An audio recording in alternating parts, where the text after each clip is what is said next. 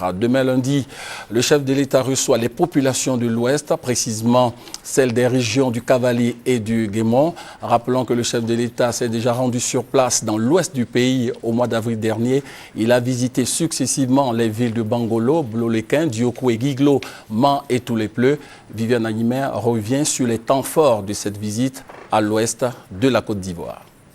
Cette visite d'État du président de la République dans ces 3 régions du district des montagnes se veut aussi le départ pour le retour de ces régions sinistrées dans le développement. En effet, un programme spécial d'urgence pour leur rééquipement en infrastructure et leur approvisionnement en eau potable et en électricité est déjà mis en place et sera financé dans le cadre du programme présidentiel d'urgence. À titre d'illustration, les travaux de réhabilitation de la voirie ont commencé à Mans. Environ 5 km de route ont été bitumés à l'intérieur de la ville, dont la voie centrale baptisée désormais Avenue du président Alassane Ouattara, que le chef de l'État a inauguré officiellement à son arrivée à Mans. À Diokoué, l'insuffisance en eau potable que connaissait la ville vient d'être comblée par la construction, grâce au programme présidentiel d'urgence, d'une nouvelle station de production d'eau potable d'une capacité de 1440 mètres cubes d'eau, qui vient ainsi renforcer l'ancienne unité de production d'eau. Le président de la République a procédé à son inauguration lors de sa visite à Diokoué. Toujours grâce au programme présidentiel d'urgence, le corps préfectoral, les forces de sécurité, la police, la gendarmerie, de tout le district des montagnes viennent d'être équipés en véhicules.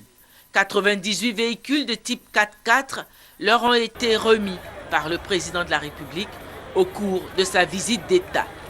Mais tous ces actes ne sont que des aspects du vaste programme de développement que le président de la République entend réaliser pour la région du Grand Ouest. D'ici à la fin de l'année, je devrais dire plus précisément, il n'y aura plus de problème d'eau dans le district donc des montagnes.